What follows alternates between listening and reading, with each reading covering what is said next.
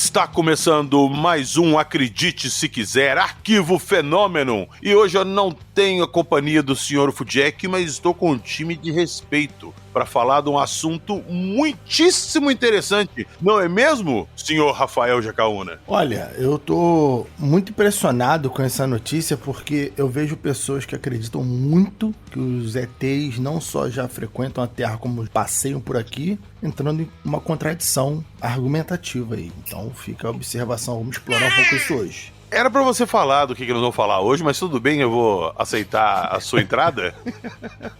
E vou jogar a bola então pro nosso outro convidado. Então seja muito bem-vindo aí novamente, Edu, do podcast O Contato, fazendo as honras da casa aqui, que nós vamos falar sobre o que hoje? Edu, aprende a Jacaúna. Hoje falaremos sobre objetos interestelares, como diz o título aí do episódio e a thumb também. Muito bem. Muito bem. Me fez passar por, sei lá, idiota agora. Muito obrigado, Edu. Muito obrigado, Edu. As pessoas já sabem do que se trata, né? Mas deixa aí, tranquilo, pô. É como quando eu tava assistindo Interestelar no cinema lá em 2014, do nada me aparece o Matt Damon. Falei, pô, aí ó, o cara não apareceu em lugar nenhum na divulgação do filme. Aí isso é uma surpresa. Vamos ver se eu trago uma surpresa pra vocês aí durante o episódio, mas enfim, daqui a pouquinho, logo depois da vinheta, nós vamos entrar num assunto muito interessante.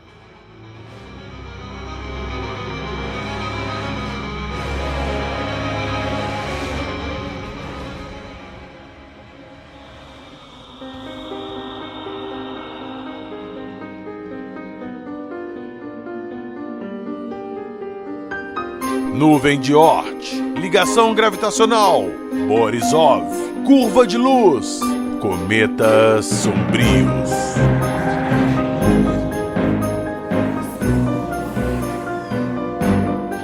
Acredite se quiser.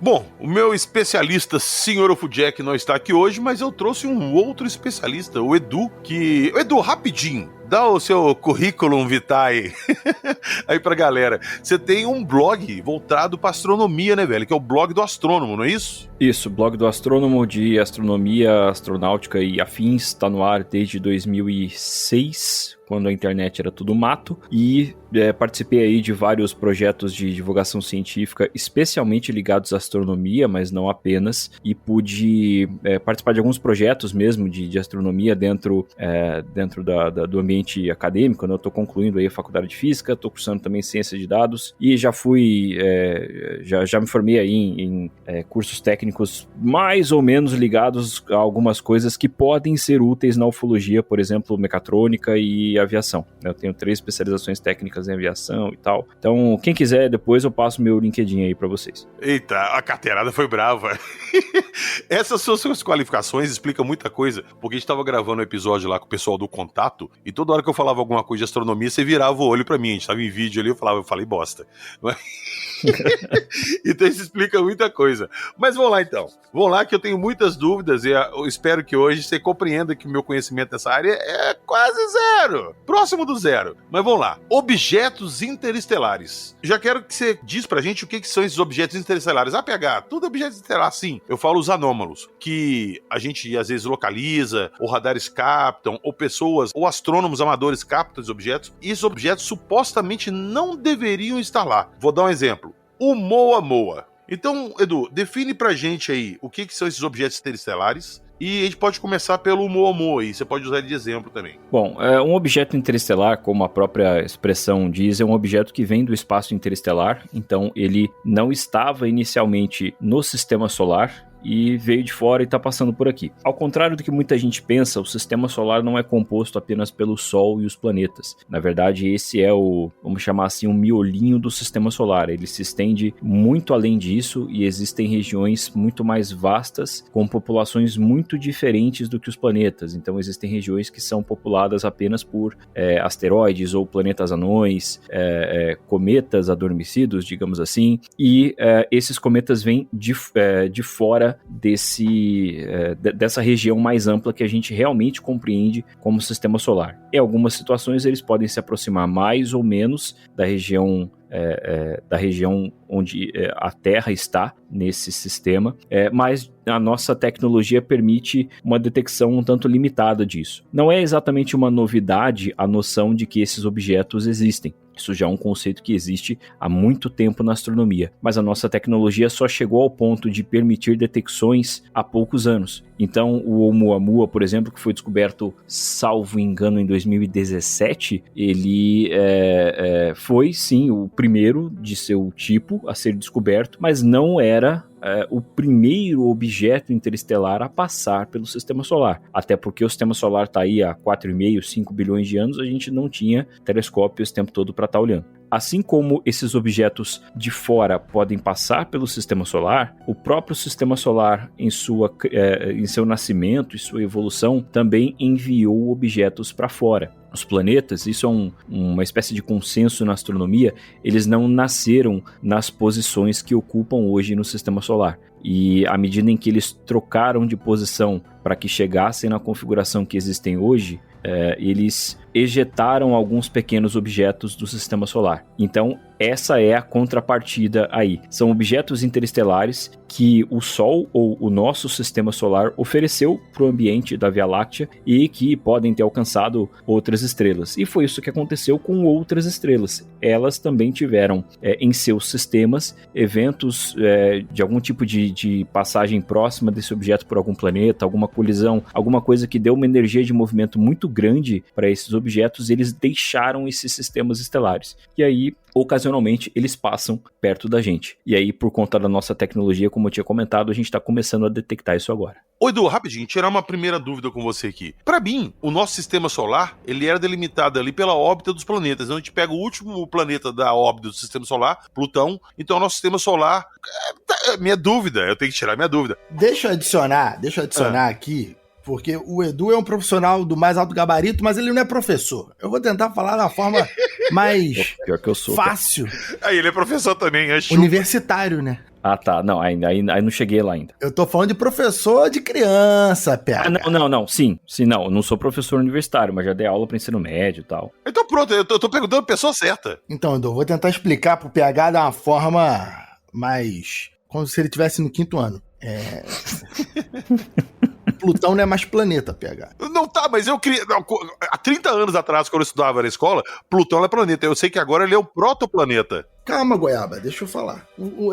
Essa nuvem, né? Essa parte externa, fora do miolo que o Edu tá se referindo, tem um nome chamado nuvem de Oort, né? Que ela abrange, é como se fosse literalmente um círculo. Não é um círculo porque o círculo só tem 2 dimensões. Como se fosse uma bola, uma esfera em torno do sistema solar, completa de poeira, de grãos, de pedra, rocha, gelo, gases. Mas lembrando que a nuvem de Oort, ela é tão... ela provavelmente ela é tão efêmera que uma pedra tá muito, muito longe da outra, né? Não é que você vai chegar ali, tipo, no Star Wars que, nossa, nuvem de meteoros, aí o cara tem que ficar desviando do meteoro um coladinho no outro, sabe? Então a nuvem de Oort, ela é uma esfera de poeira, rocha, né, gelo que circunda o sistema solar e muitos asteroides, cometas e por aí vai derivam dessas regiões, né? Mas existe todo um conjunto de regras que os objetos que derivam dessa região, eles têm uma velocidade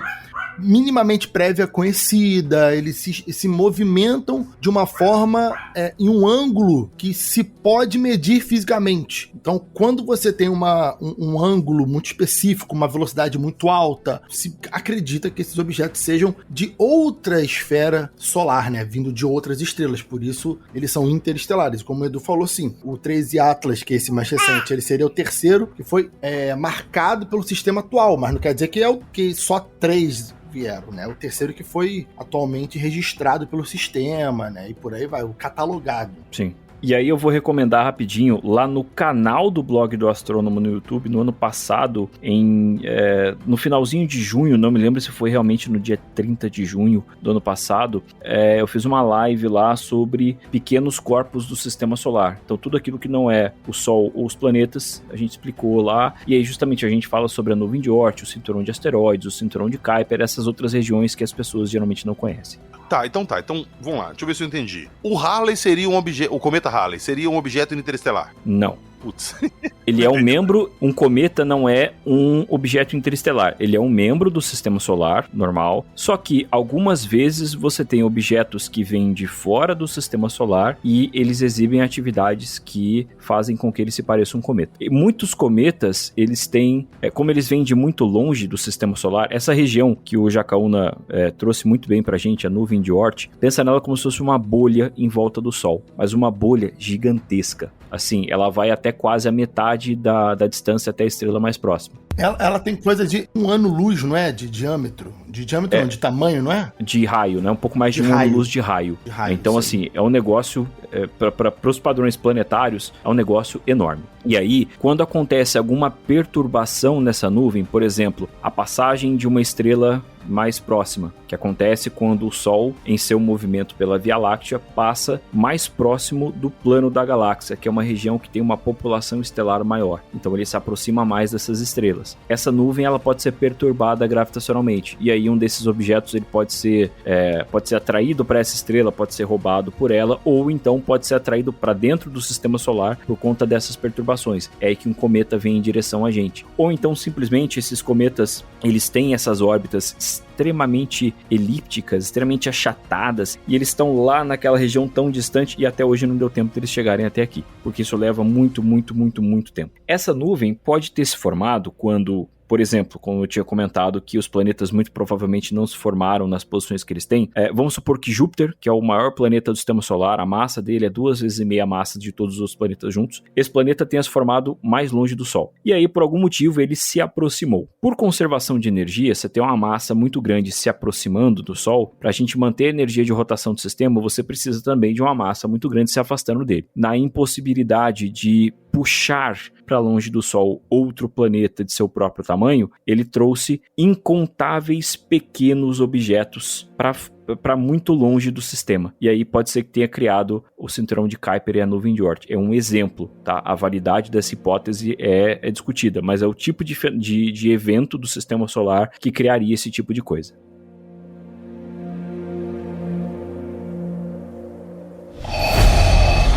Você está ouvindo o Arquivo Fenômeno.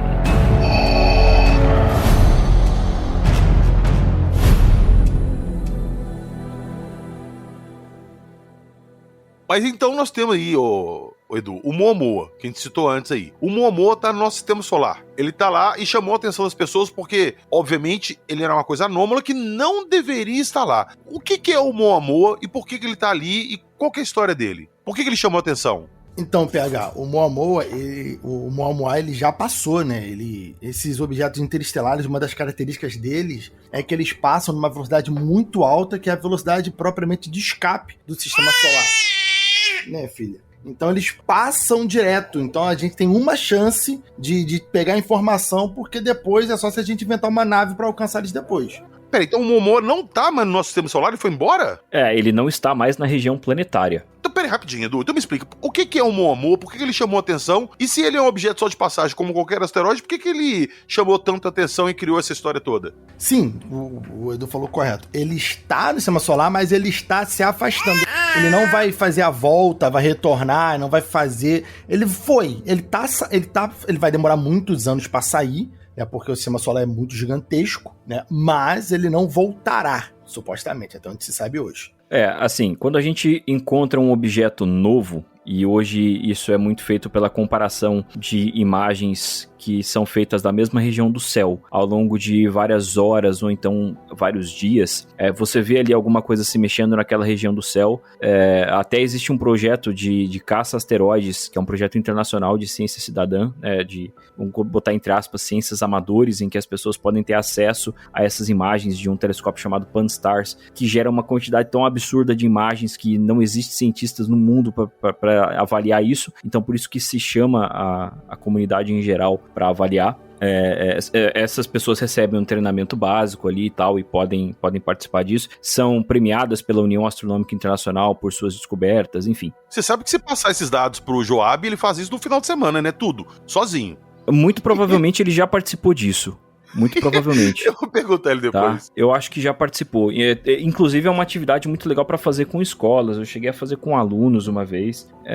Mas assim, quando você encontra esse pontinho se mexendo, a primeira coisa que se faz é cruzar as informações dele com a base de dados dos objetos que já são conhecidos. A partir do momento que ele não corresponde a nada que não é conhecido, aí começa-se uma campanha de observação mais dedicada a esse objeto recém-descoberto para tentar determinar informações a respeito dele. Por exemplo, determinar a sua órbita, sua trajetória no sistema solar. A partir do momento que se entende que a trajetória dele não é a forma de uma elipse em torno do Sol, né, que é um círculo achatado, ou também não é uma parábola, o que é uma parábola? É uma elipse que ela abriu em um dos pontos, certo? Só que ela ainda traz a característica da ligação gravitacional com o Sol. Então é como se esse objeto estivesse caindo naturalmente em direção ao Sol e ele vai chegar tão rápido ali no interior do sistema solar que ele vai embora. Muitos cometas fazem isso. Alguns cometas, inclusive, caem no Sol. As sondas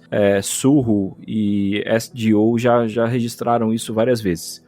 A partir do momento que você faz isso, você pode concluir que essa trajetória é hiperbólica. O que significa uma trajetória hiperbólica? Que forma é essa de hipérbole? É essa trajetória que antes era um círculo achatado, uma elipse, ela já se abriu e começou a se achatar do outro lado. Nossa, Edu, foi muito complicado isso que você fez. Pensa no seguinte, você tem um círculo, você achata ele, vira uma elipse, você abre essa elipse e começa a transformar essa linha que sobrou cada vez mais numa linha reta. Essa é a trajetória hiperbólica. Quer dizer, ele está passando tão rápido por ali que ele vai ter pouco tempo para ser influenciado pela gravidade do Sol. Então a trajetória dele vai mudar muito pouco. É mais ou menos isso que acontece. Tá, vocês estão me irritando com esse papo todo, sabe por quê? Porque é o seguinte, se esses objetos entram no nosso sistema solar o tempo todo, era uma coisa comum a gente observar esses objetos entrando no sistema solar, passando próximo da Terra, sei lá, com alguma órbita em algum planeta e depois indo embora. Vou voltar nele de novo. Por que o Oumuamua chamou a atenção de todo mundo se esse tipo de coisa é comum de aparecer por aqui?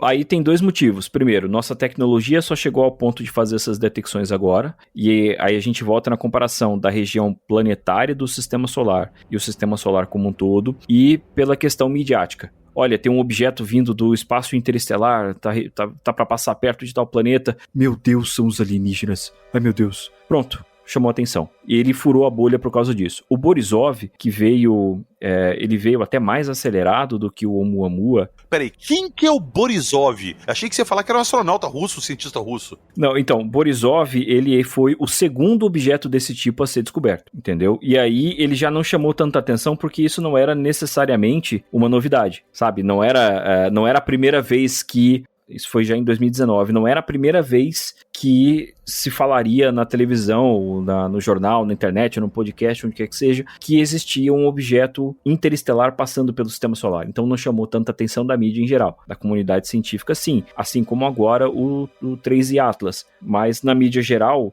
nem tanto assim. Então, na verdade, isso tudo aí, o Oumuamua, esses outros que aparecem na mídia e chamam atenção, eles chamam a atenção da comunidade científica porque, tem um objeto, uma rocha, um cometa, um meteoro que veio de fora do nosso sistema solar e passou por aqui. A atenção que chama é essa. Mas na mídia chama a atenção que pode não ser um cometa, pode ser uma nave, é alguma coisa suspeita. É isso? É isso tudo que discuta falar do Oumuamua aí, é que a mídia aumentou o caso? Então, tem isso também, porque isso gera clique, mas tem coisas que são diferentes. Por exemplo, o formato desse tipo de meteoro, cometa, por aí vai. É um formato que é típico do que a gente vê no nosso sistema, formado naturalmente. Também tem a questão da pretensão de, caramba, se a gente conseguir estudar uma rocha, uma pedra, um meteoro, um cometa que vem de outro sistema solar, a gente vai conseguir entender, expandir melhor, comprovar hipóteses sobre a formação da galáxia, sobre a formação do universo, né?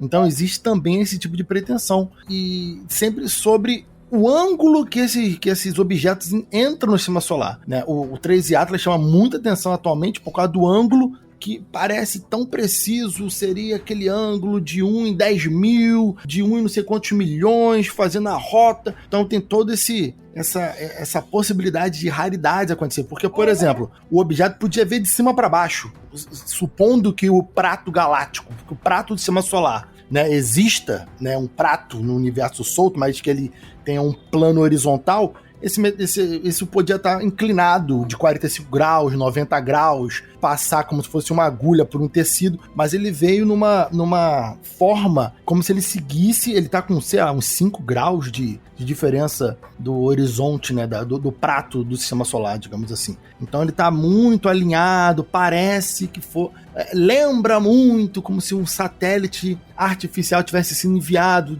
por outra civilização. Então tem todo essas hipóteses. Fora que o Avilab fez essa notícia bombar muito pelo 13 Atlas, né? Que é o cientista que está fazendo no seu blog bastante notícias sobre. Realmente, essa questão da inclinação dele em relação ao plano do sistema solar é interessante. Agora, também pode ser uma questão de perspectiva estatística. Esse é o terceiro objeto que a gente encontra.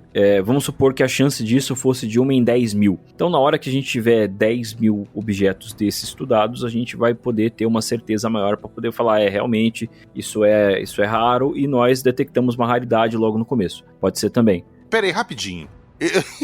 Eu tô me sentindo extremamente ignorante aqui conversando com vocês. Na boa, pera aí. O Jacaúna falou que ao ângulo dele que está vindo por baixo do prato do sistema solar, do plano, sei lá.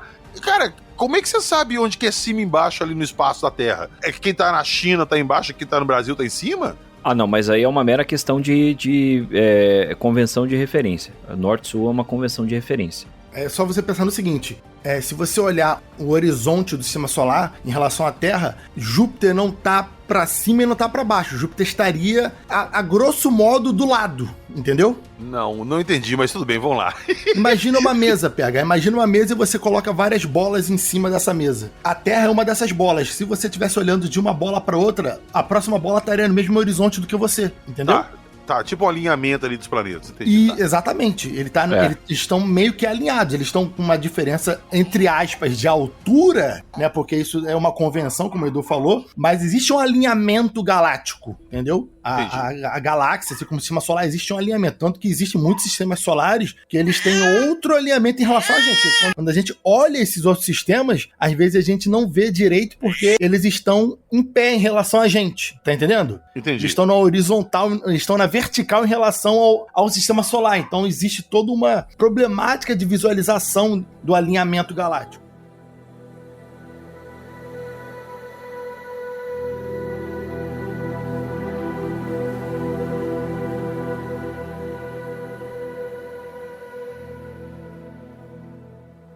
Então tá, entendemos essa parte do nosso sistema solar, do que são objetos interestelares. Eu quero voltar de novo no Oumuamua. Eu quero que você me explique isso. Tirando a parte de cientistas, que isso é um objeto comum e desperta interesse, que é um objeto vindo de fora do nosso sistema solar. Por que ele chamou tanto a atenção e caiu na mídia assim, se ele não tem nada demais? Por que as pessoas atribuíram que aquilo ali era uma coisa artificial, uma coisa construída? As pessoas especularam que até era uma nave. Por quê? Ou é só alarde de mídia mesmo em cima de uma coisa que ninguém falou que seria? Aí também é uma combinação de fatores. A gente tem o próprio fator caça-clique que o Jacaúna trouxe. Isso dá audiência, especialmente na internet. Existe o fato de que é uma novidade, o que por si só já chama a atenção da mídia geral. E aí eu vou colocar outros dois pontos realmente técnicos. O primeiro é a forma presumida desse objeto. Presumida porque não existe não chegou a se ter um nível de certeza tão grande a respeito dele, mas ele seria achatado ou alongado, como uma panqueca ou então um charuto. Essa forma foi determinada pela curva de luz desse objeto. O que é a curva de luz? É o quanto de luz que nós recebemos dele, ou seja, que ele reflete na nossa direção, ao longo de horas, dias, enfim, ao longo de um tempo. E essa curva de luz, no caso de asteroides, por exemplo, ela nos ajuda muito a determinar a forma desse asteroide. E aí eu posso estudar, então, de forma indireta, a rotação dele, e isso me traz informações a respeito de sua forma. No caso de Oumuamua, essa rotação era extremamente irregular, ele rotacionava nos 3 eixos. Ah, Edu, mas a Terra também, ela tem movimentos. Tá, mas naquela taxa de velocidade, cara, não tem como. Ele realmente passou por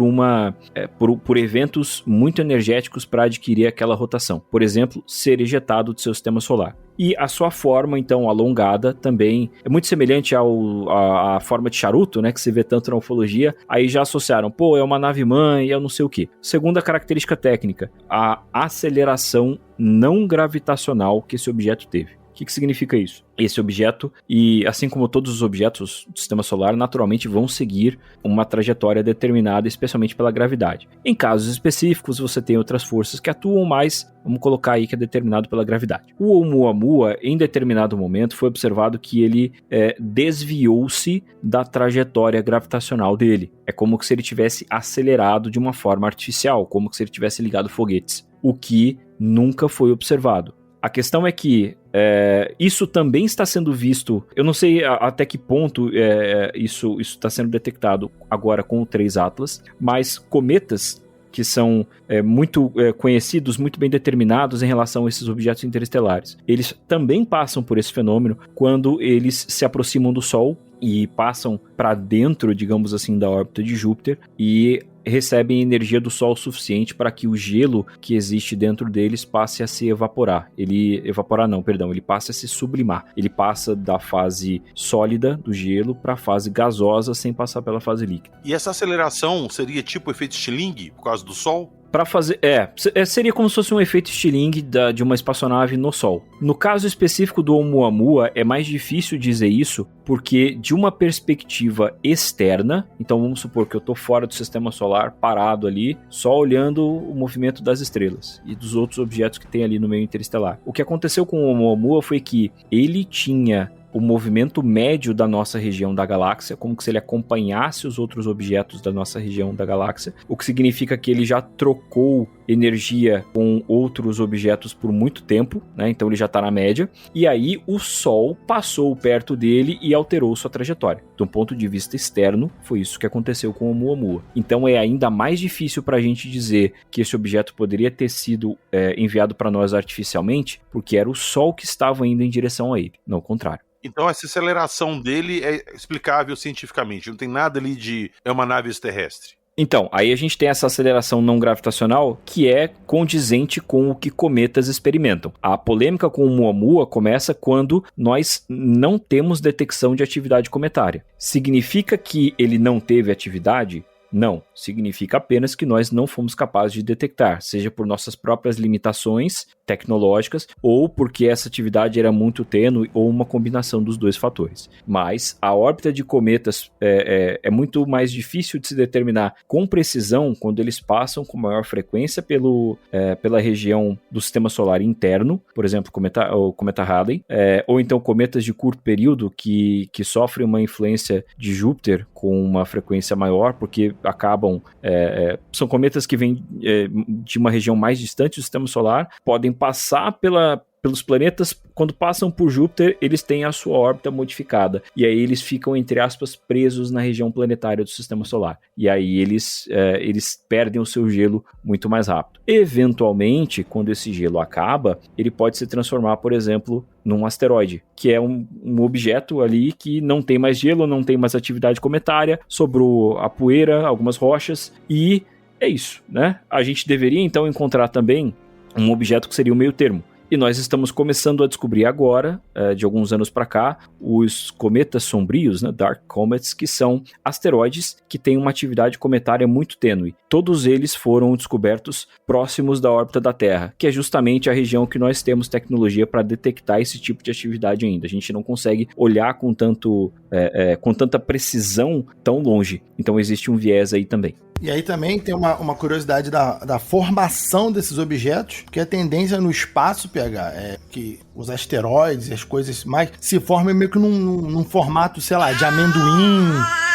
o formato de batata, né? Então, quando você tem um objeto alongado, ele é estranho a formação natural pela gravidade, né? Tá, então vamos lá. Ele chamou a atenção pelo formato dele e pela velocidade, tá bom. Em vários momentos aí, vocês dois citaram o Atlas, que é um famoso meteoro gigante de 20 km que tá vindo pro nosso sistema solar. Vamos lá, Edu. O que é esse Atlas? E ele tá na mesma categoria do Oumuamua ali? Ou a gente já identificou certinho o que é e ele vai passar, dar oi aqui na Terra e vai embora como os outros? Então, tudo que a gente descobre no sistema solar e consegue classificar, a gente começa a aplicar sistemas de classificação específicos. Então, o 3I Atlas, a gente teve aí o 1I Oumuamua, 2I Borisov, então o primeiro número é a ordem de descoberta, I para falar que é um objeto interestelar, e aí vem o nome propriamente dito. No caso do Oumuamua era uma palavra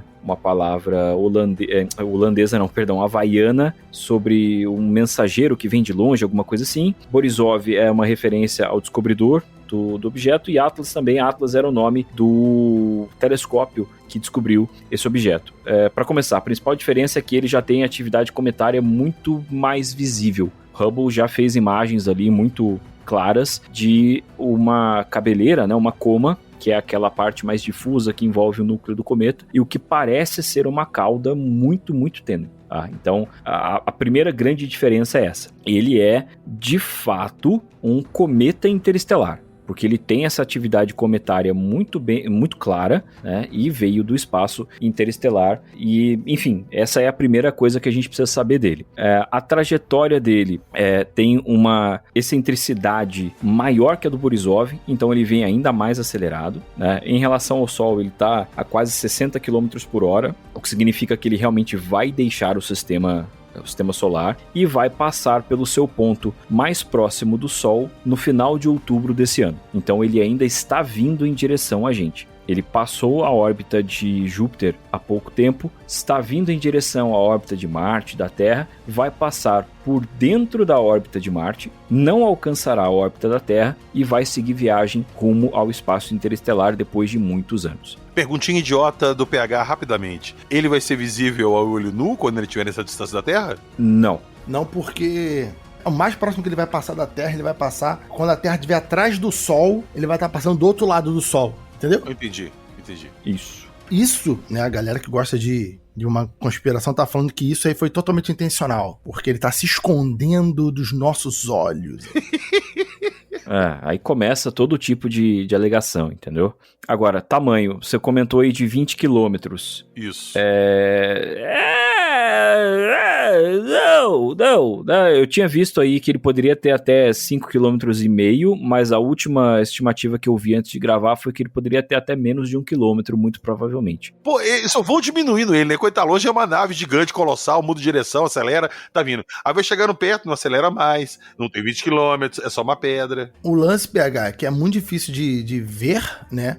E quando vê, você vê o brilho que ele reflete. Então, o que ele pode estar refletindo é os gases em torno dele, que ele vai liberando, e a gente vê essa luz. Ela tinha 20 quilômetros, então aí se estima-se que se ele tá soltando quanto de gás que ele tá soltando, aquela coisa toda, então supõe-se que ele deve ser um objeto que tá no interior desses gases e ele pode variar de tamanho, 8 quilômetros, 4 quilômetros, aí tu vai chegando para quanto mais próximo do Sol, melhor vai ser essa visualização. O lance que, como a gente vai estar do outro lado do Sol quando a gente estiver passando, onde teria o melhor ângulo, não vai dar pra gente fazer essa visualização direta, por isso existe uma vontade de pegar, se eu não me engano, o satélite Juno, né, que tá em Júpiter, se eu não me engano, e fazer que ele faça um desvio para tirar fotos, enfim, fazer imagens do 13 Atlas quando estiver passando, porque aí a gente teria, só que em contrapartida a gente perderia Juno, né? Ele faria esse último serviço e bye bye Juno, sabe? Realmente, a gente perderia essa sonda em Júpiter, que está fazendo um trabalho espetacular nesse planeta, e ainda assim nós teríamos muitas limitações, porque a sonda não foi projetada para esse tipo de coisa. E então ela tem instrumentos feitos sob medida para estudar Júpiter e suas luas, né? Então não existe uma dedicação tão grande para isso. Embora ela tenha observado asteroides, por exemplo, a caminho de Júpiter, ela não serviria tão bem para isso. isso? A Agência Espacial Europeia está desenvolvendo o projeto agora de uma sonda chamada Comet Interceptor, deve ser lançado entre 2029 e 2030. É a primeira vez que será lançada, se realmente for conduzido, né, esse projeto, primeira vez que vai ser lançada uma sonda sem um destino definido. Essa sonda ela vai entrar em órbita do Sol, provavelmente, e lá ela vai ficar em modo de espera, aguardando ordens para ser redirecionada para algum objeto de estudo que tenha uma trajetória típica de um cometa interestelar ou então um cometa de longo período, um cometa que demora milhares de anos para retornar para a região planetária do Sistema Solar. Então aí, quando se descobrir, depois que essa sonda for lançada, quando se descobrir outro objeto como esse, e essas descobertas vão continuar acontecendo ao longo dos próximos anos, aliás, devem se tornar um pouco mais comuns, quando essa descoberta for feita, pode-se então traçar um plano para fazer uma manobra com essa sonda, para que essa sonda alcance esse objeto. O problema desses objetos é que, primeiro, eles estão de passagem pelo Sistema Solar, então a gente não tem outra oportunidade de alcançá-los com uma sonda, né? Mesmo com os nossos telescópios espaciais ou na Terra, é o único momento que a gente tem para fazer essas observações, a gente não vai ter como ver esse objeto de novo, e eles têm uma velocidade muito grande. Então, para lançar alguma coisa na Terra para que consiga acompanhá-lo, é muito difícil. É muito difícil, assim, requer muito combustível e quanto mais combustível, menos carga científica você pode colocar a bordo. Até daria para fazer com algumas limitações de engenharia, talvez, mas ainda assim isso requer muitos anos de planejamento. E esses objetos só são descobertos quando eles estão mais próximos, já vindo muito rápido, e aí não existe tempo suficiente para isso. Então existe essa proposta da Agência Espacial Europeia para deixar essa sonda de espera no espaço, e aí quando houver a oportunidade ela pode ser direcionada para lá. Muito provavelmente também vai ser uma viagem só de ida, porque para conseguir alcançar esse objeto, ela também vai ter que deixar o Sistema Solar. Então vamos ver o que vai acontecer.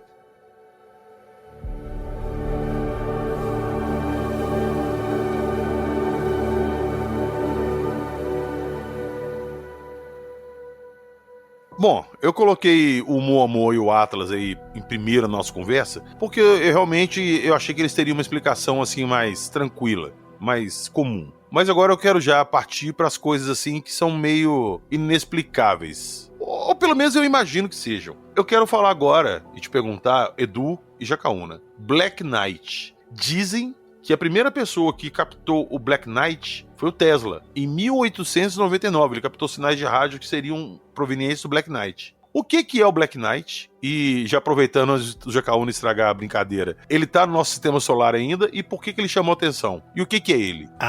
Deixa eu começar, porque aqui é a loucura total, depois o Edu vem com o pé no chão.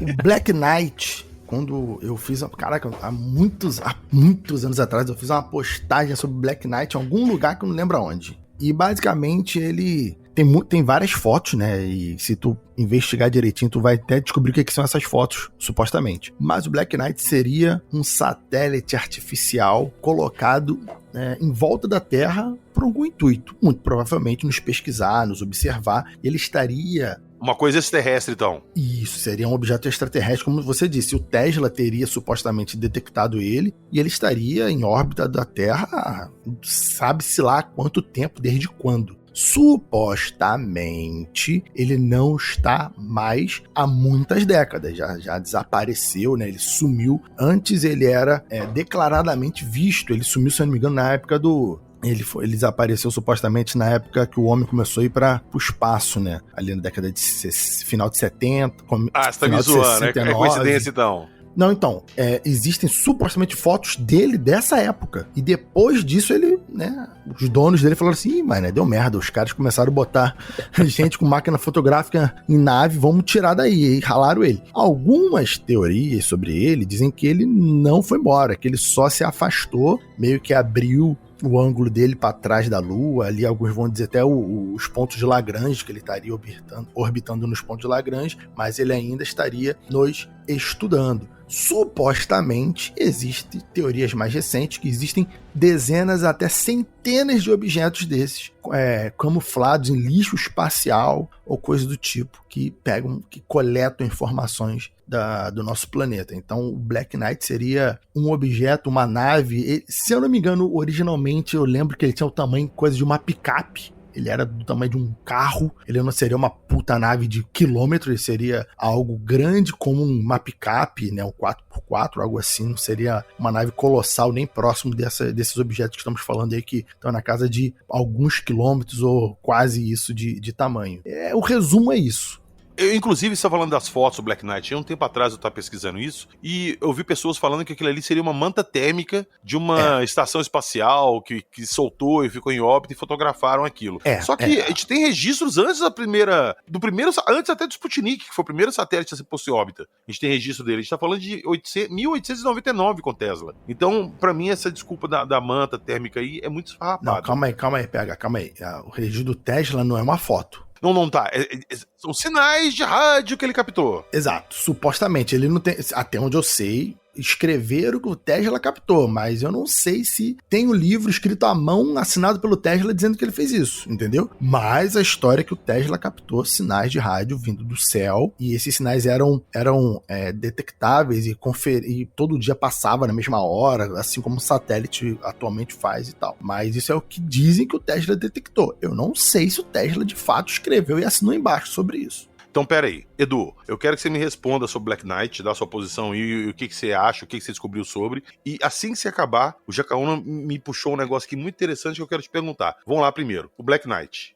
Dá o dossiê dele pra gente. Bom, Black Knight foi o tema do episódio 2 do Podcast X lá no período Cretáceo.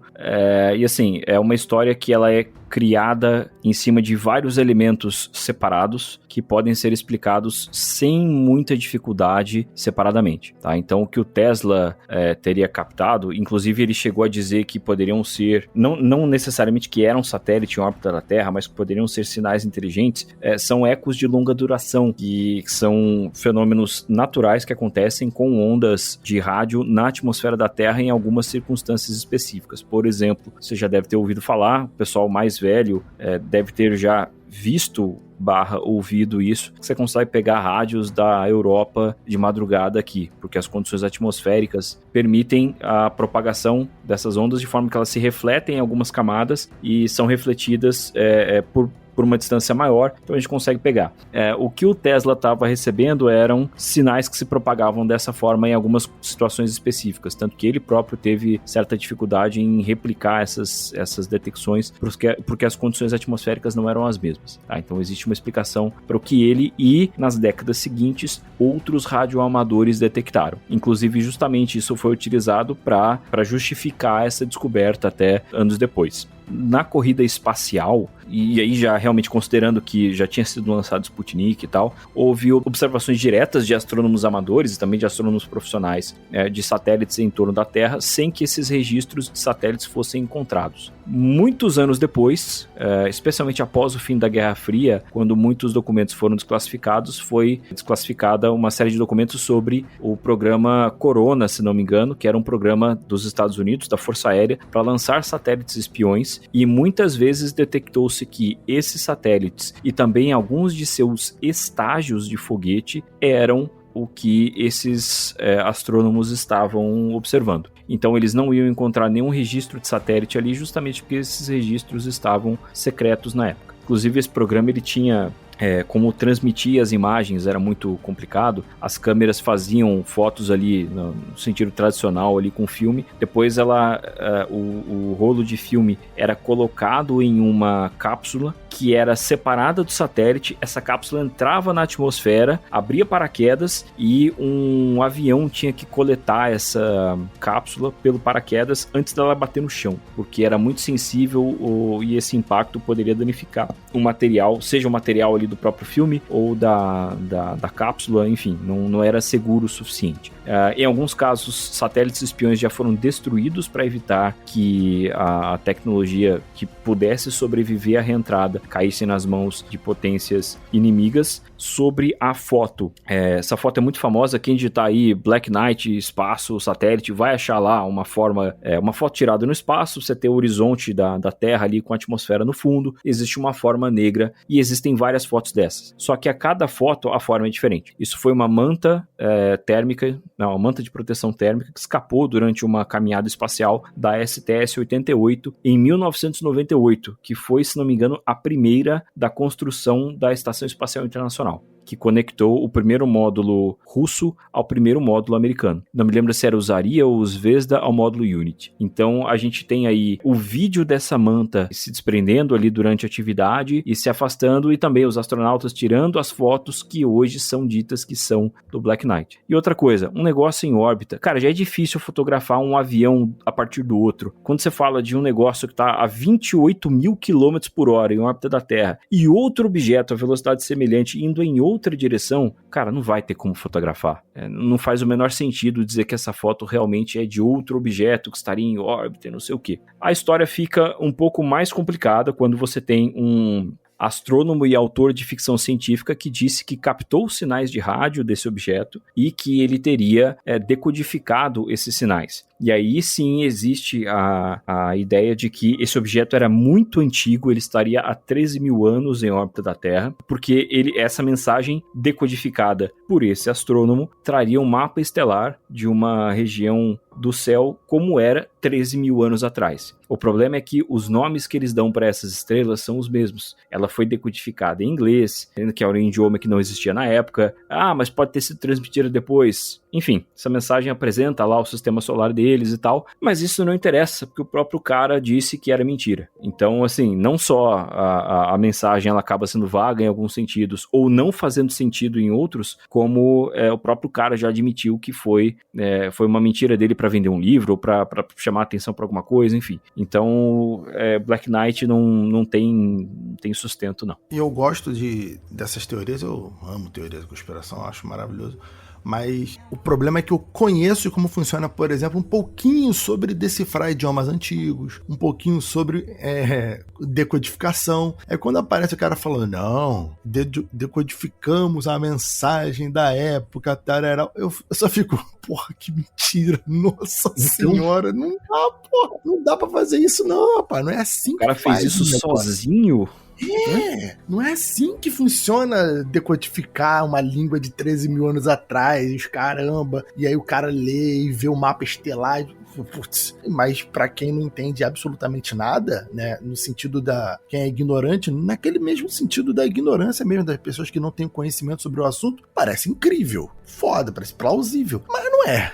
Vamos lá, olha só, o Jacaúna chamou a atenção para mim que recentemente cientistas descobriram objetos, satélites supostamente terrestres orbitando a Terra. Recentemente, Edu, isso aí eu vou jogar essa bola no seu colo porque eu não tenho detalhes, eu li a notícia e não lembro dela completa. Uma cientista divulgou que ela descobriu que existem vários objetos artificiais não criados pelo homem em volta da Terra, e ela está tentando divulgar isso e estudar isso mais a fundo. O que tem de verdade nessa história e quem que é essa cientista? Bom, a doutora Villarroel é uma astrônoma. Como que foi feita essa detecção? Quando um satélite passa na frente da imagem que está sendo feita por um telescópio, por exemplo, ela, como existe um tempo de exposição para tirar essa imagem, ela deixa um risco. Às vezes, a depender do tempo de exposição, pode ser um risco mais comprido, pode ser um risco menor. Às vezes você tem diversos satélites passando na mesma imagem. Tempos atrás houve uma polêmica muito grande em cima do Elon Musk, da Starlink, porque até observações do Hubble estavam sendo afetadas pelo Starlink, mas você começa a detectar esse tipo de coisa em observações astronômicas. E o que a Beatriz Villarroel, ela é uma astrônoma, eu sei que ela é do Instituto das Ilhas Canárias, mas ela faz parte de alguma outra instituição também. E ela, o que ela faz? Ela pega registros anteriores ao lançamento do Sputnik 1 em 57 e começa a encontrar sinais semelhantes. Então, aquilo que hoje nós identificamos como satélites artificiais, nas nossas imagens de observações astronômicas, e nós realmente verificamos que havia aquele satélite naquela região do céu, com aquela trajetória, naquela hora, sim, é isso mesmo, ela faz a mesma coisa, porém sem esses registros de satélites, porque o Sputnik foi o primeiro, então não tinha como ter nenhum satélite antes dele.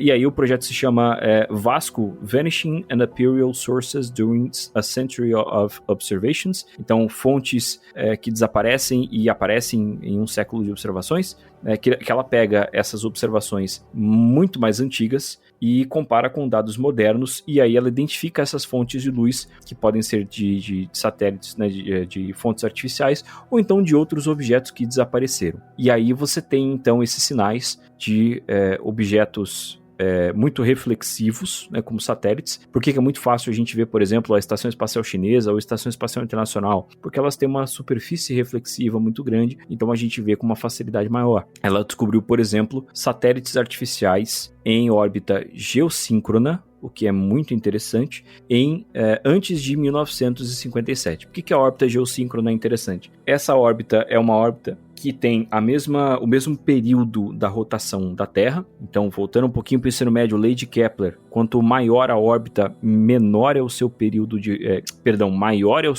de rotação, mais tempo aquele satélite vai demorar para circundar o planeta, mais tempo aquele planeta vai demorar para circundar o Sol, e então em dado ponto, partindo da Terra, você vai ter uma órbita que dura um dia, né, 24 horas, o que significa que aquele objeto vai ficar sempre em cima da mesma região da Terra. Isso é uma órbita geossíncrona. Muitos satélites de comunicação ficam nessa órbita.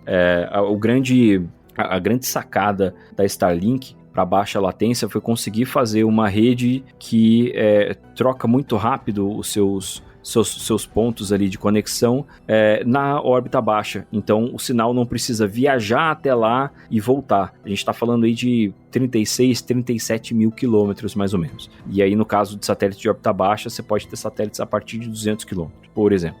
E ela encontrou então esses sinais. Existe uma série de questões que são levantadas em cima disso, inclusive aí entrando na fase de revisão de pares. Ela propôs que esses objetos podem ser artefatos que não foram construídos por seres humanos, claramente, mas que outras civilizações avançadas do universo poderiam ter enviado para visitar a Terra no passado, para qualquer motivo que seja, por exemplo, para monitorar as atividades humanas, por exemplo. Isso foge das explicações tradicionais que a gente tem e justamente chama a atenção dela, além da comunidade científica, justamente por trazer esse elemento mais fantástico que muitas vezes o público gosta tanto. Então, essa é a descoberta que está sendo estudada agora. Então, são sinais de objetos no espaço, objetos artificiais, muito antes do lançamento do Sputnik. Você está ouvindo Acredite Se Quiser.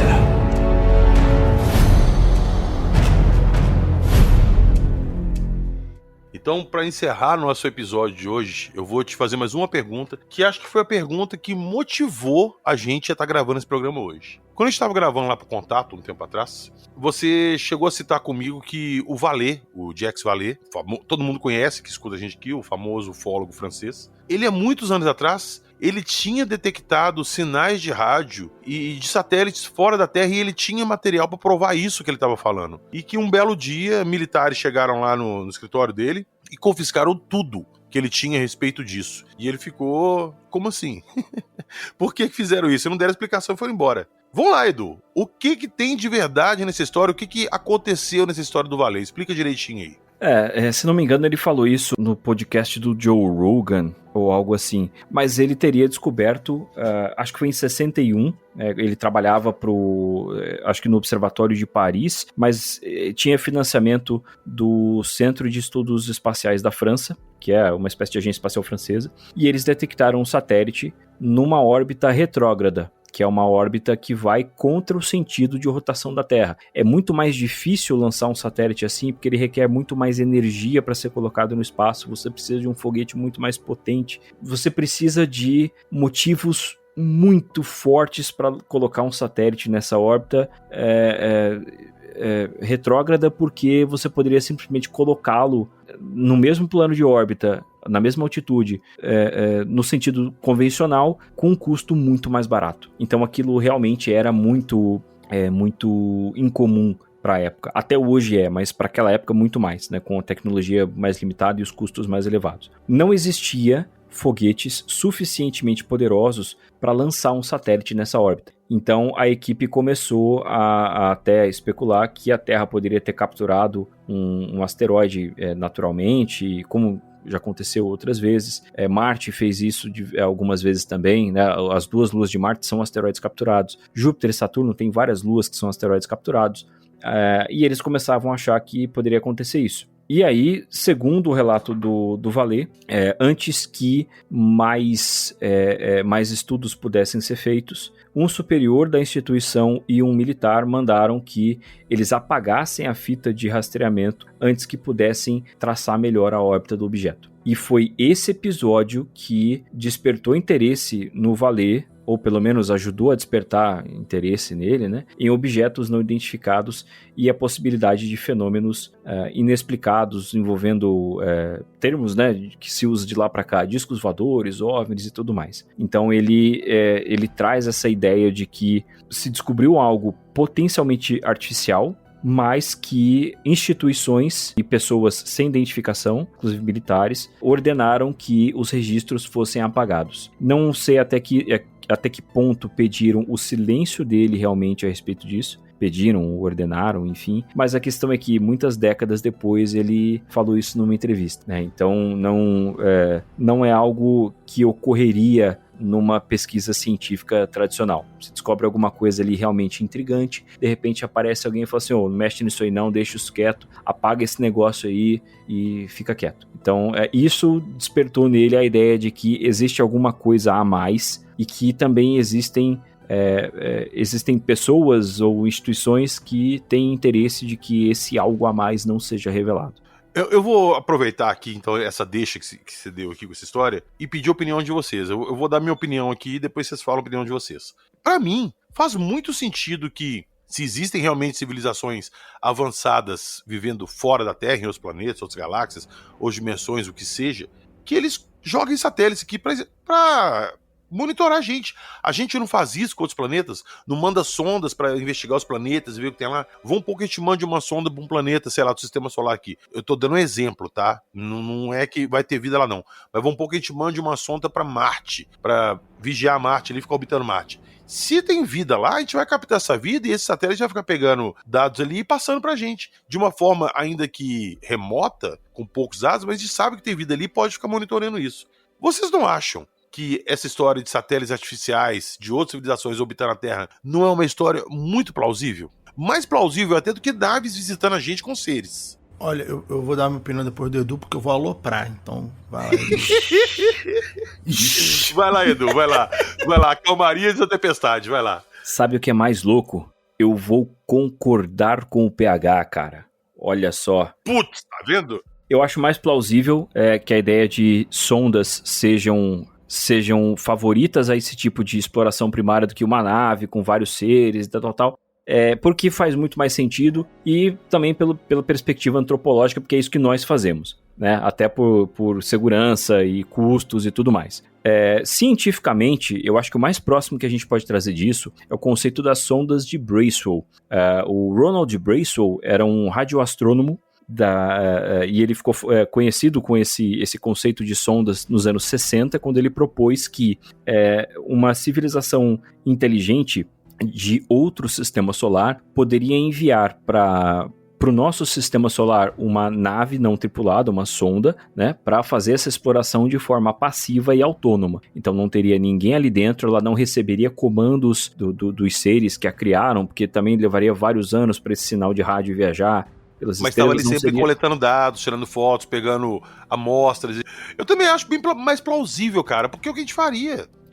E outra coisa, e aí entra a questão do Black Knight com o Tesla, é que o próprio Bracewell disse que quando essa civilização sendo estudada fica inteligente o suficiente a ponto de inventar o rádio e enviar sinais de rádio para o espaço, essa sonda poderia se fazer notada, retransmitindo de volta para essa civilização estudada suas próprias transmissões de rádio. Como a gente não sabe, por questões culturais, como fazer um primeiro contato de forma segura, então você exibir ali um aceno ou trazer uma mensagem, alguma coisa, pode ser interpretado de forma hostil, né? Ou então simplesmente de alguma outra forma indesejada. Se você simplesmente repetir para ele o que está falando, para que ele te detecte, pode ser melhor. Então o Bracewell já sugeriu que esse pode ser uma das uma das abordagens tidas por uma dessas sondas. E aí, quando ele publicou isso, as pessoas olharam lá para o que o Tesla tinha escrito naquela revista lá em 1900 e bolinha e falaram, olha aqui, os sinais estavam voltando, era isso que o Tesla estava vendo, porque tem uma sonda e tal, e aí isso ajudou,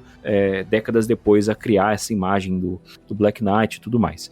Tempos atrás, 2 anos atrás já, foi em 23, o Avi Loeb e o cara que era diretor do ARO, o Sean Kirkpatrick, eles escreveram juntos um artigo científico que falava sobre a possibilidade de uma nave interestelar vir ao sistema solar e ter uma trajetória semelhante ao de um desses objetos interestelares que a gente abordou hoje. E realmente ele teria a mesma trajetória. E aí eles poderiam, passando pela região do sistema solar, a região planetária, elas poderiam ejetar veículos menores e eles sim manobrariam para tentar se aproximar ou até pousar em um desses planetas. Até que na época teve um rebuliço na mídia também. Pô, o chefe de OVNIs do Pentágono e o cientista de Harvard estão falando que é possível uma nave alienígena. Não, cara, eles só falaram que, olha, matematicamente funciona. É uma questão matemática e conceitual. Ninguém falou que existem sinais disso, ninguém falou que isso foi detectado, nada disso. Tá, que é possível. A princípio, em termos conceituais, isso seria possível. E aí, nesse artigo, eles citaram esse artigo do Ronald Bracewell lá, o conceito dele das sondas e tudo mais. Jacaúna, põe tudo pra fora, extrapole. Bom, não, eu não vou fazer isso porque senão dá um podcast. Eu vou me limitar aqui a alguns poucos minutos. Mas eu quero falar com você aqui, que meu querido, minha querida, meu queride, que está me ouvindo no mundo do PH, que no mundo que vivemos hoje sobre ufologia, eu já cada vez acredito que o planeta Terra é um zoológico. O planeta Terra é um zoológico por quê? Porque existe desde a ufologia espiritual, os aliens incorporando em golfinhos no ser humano.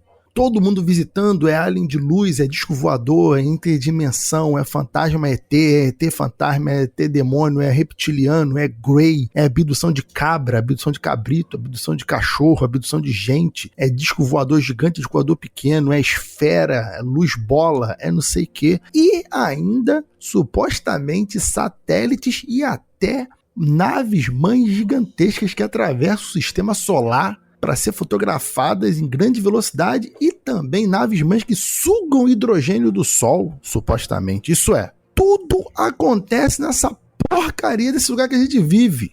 E a gente não sabe. Então, assim, quanto mais teorias conspiratórias ou quanto mais certezas da existência de ETs e de várias formas de ETs diferentes, mas parece maluquice você acreditar em várias coisas. Porque se você parar pra pensar, não, pô, os ETs eles vêm aqui, deixaram até a nave de presente dos Estados Unidos, como diz o pessoal lá no Pentágono, como disse lá no Congresso americano. Então os americanos têm 10 naves, e tem isso, e tem aquilo, e tem nave em Marte, e tem base secreta na Terra, tá, ok. Mas então são quantas jatos alienígenas que nos visitam em quantos níveis tecnológicos diferentes para algumas ainda estarem mandando naves de 5 km de tamanho, lentas pra caramba, nessa medida intergaláctica, interestelar, galáctica não, interestelar, pra tá passando assim se já tem naves aqui que supostamente já abduzem até cabrito. Cara, eu sempre pensei nisso, qual que é o nível tecnológico ali de cada raça? Quantas raças são? E por que todas elas coexistem aqui?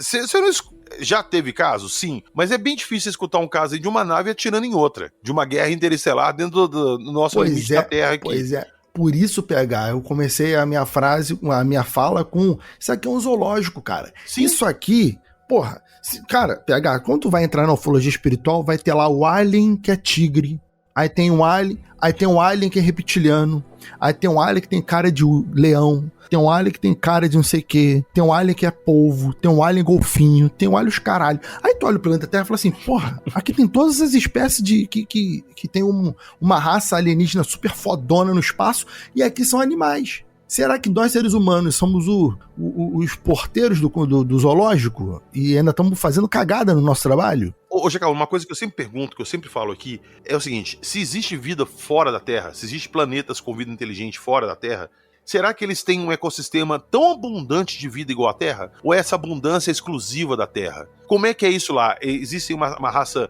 superior, uma raça dominante, mas 2, 3 espécies e acabou? Eles não têm um bioma complexo igual a gente tem? Pois Eu é. penso nisso. Será que esse bioma complexo, essa diversidade de vida que a gente tem aqui, ela não foi implantada para estudo, sei lá o que for? Será que o planeta Terra não é a arca do DNA do universo? Todo mundo, por isso que todo mundo visita a gente, porque todo mundo fica olhando aqui pra manter, não, arma nuclear não. Não, arma nuclear não, que vai cagar o DNA da galera, pô. Baixo. Os seres humanos, vocês estão indo aí, mas pega leve.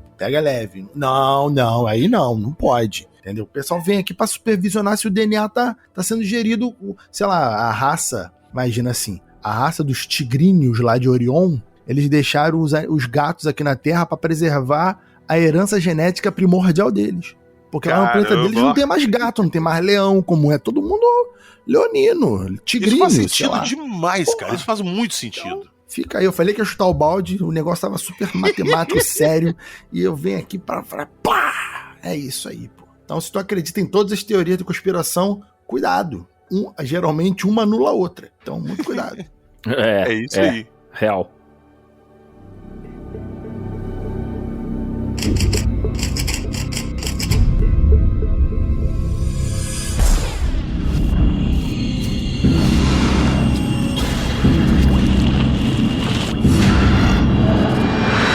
Você está ouvindo o Arquivo Fenômeno.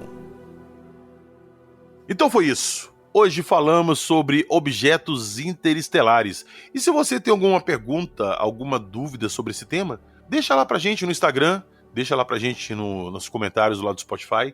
Eu vou tentar também trazer algumas fotos aqui pro Instagram desses objetos que a gente falou aqui hoje. Deixa lá pra vocês darem uma olhadinha, beleza? Agradecer aos nossos convidados aqui hoje. Edu, valeu demais, meu amigo. Muitíssimo obrigado pela sua presença. Quero você de volta aqui em mais alguns episódios pra gente debater mais algumas coisas. Ainda mais depois da carteirada que você deu aqui na gente no início. Não, carteirada não. Peraí. Foi só uma breve leitura de currículo. Carteirada não, peraí. Até porque argumento de autoridade é extremamente falacioso também. Enfim, deixa a modéstia de lado. O convite já tá feito pra você voltar aqui. Enquanto isso não acontece, onde que o pessoal te encontra? Deixa aí pro pessoal onde é que eles acham esse material seu, o blog do Astrônomo, seus podcasts. Fala aí do Podcast X também, que de repente a galera pedindo, você publica mais episódios, o contato. Fica à vontade. Vamos lá, o contato toda terça-feira no YouTube, no seu agregador de podcast favorito. De repente, na sua gaveta de e-mails também, você puxa a gaveta de e-mail, a gente aparece lá. Podcast X, a cada passagem do Cometa Halley tem uma espécie de documentário meu lá sobre algum mistério. E o blog do Astrônomo, o site que eu mantenho desde 2006, né?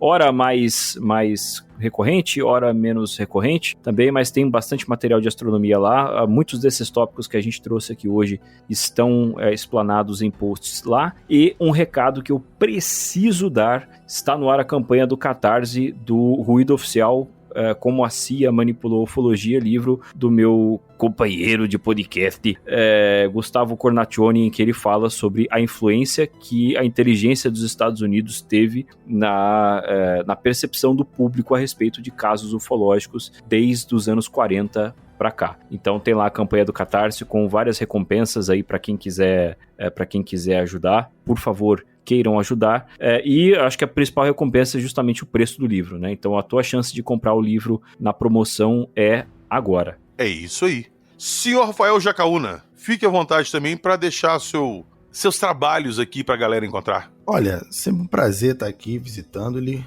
tá sempre aprendendo muita coisa. O PH chama o pessoal técnico aqui da área, né? O pessoal incrível como o Edu. Vocês me acham aí no YouTube com o canal Hora do Jacaúna, na Twitch, fazendo lives tanto no YouTube quanto na Twitch, domingo e segunda-feira, domingo 7 horas da noite, segunda-feira 7h30 da noite, falando domingo de terror, mistério, segunda-feira geralmente falando de tecnologia, falando de ufologia, a gente sempre toca nesses assuntos, um bate-papo tranquilo, a live dura aí 2 horas, 3 horas, dependendo da minha disposição, né, e lá no podcast Mundo Freak, escutando maluquice, mas eu vou te falar, eu gosto de aloprar, pô. Geralmente eu alopro aqui.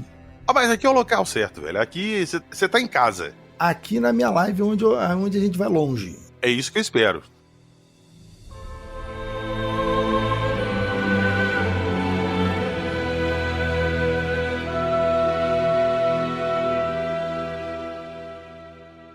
Eu vou deixar na descrição do episódio para vocês tudo que nós falamos aqui hoje. Eu vou deixar o link para vocês lá do Catarse do livro O Ruído, do nosso amigo Gustavo Cornacchione. Então, quem quiser colaborar, quem quiser um exemplar desse livro, galera, eu vou dar um toque em cima do toque que eu tô dando aqui agora. Não deixem para depois. Se vocês gostam de ufologia, se vocês querem material de ufologia, comprem agora. Geralmente os lançamentos são com um número limitado de cópias, dificilmente vai ter uma segunda leva, então se você quer garantir o seu, corre lá na descrição do episódio, dá essa moral lá pro Guto, pega seu livro e fique bem informado que o livro dele vai trazer muita coisa interessante. E lá na descrição do episódio eu também vou deixar para vocês o link do Bloco do Astrônomo e os links dos canais de Jacaúna, para vocês procurarem lá e se interarem mais a respeito desse assunto. Um último toque, que nosso site já está no ar, sim, acredite se quiser.com.br, o nosso antigo Apoia-se pode ser feito por lá agora, então não façam mais apoio pro podcast nem nada, inclusive nem chama mais apoio, nós chamamos agora de assinante. Torne-se um assinante lá do Acredite Se Quiser pelo nosso site. Entra lá, quando você virar assinante, você tem os episódios todos lá para você baixar pro seu celular, sem propaganda do Spotify, sem nada. Tem os episódios inéditos, tem desconto na nossa loja, tem sorteios mensais de figuras, livros, canecas, camisas. Então tem muita coisa bacana para quem virar assinante do nosso site. Vão lá, o link vai estar na descrição do episódio, beleza? Valeu, nos vemos na próxima semana com mais histórias incríveis e coisas inimagináveis. E como diria o Jacaúna, que ele gosta de vir aqui e aloprar, porque aqui é o lugar certo, porque não se esqueçam, aqui nós só contamos as histórias. E o que, senhor Jacaúna? Você acredita se quiser. É isso aí, meio sem empolgação, mas é isso aí, tamo junto. Então, deixa eu fazer. Você acredita se quiser. É isso aí. Eu esqueci que era o final do teu podcast, pô. Eu só repeti uma coisa que eu achei. Eu falei, ih, cara, é o nome do podcast.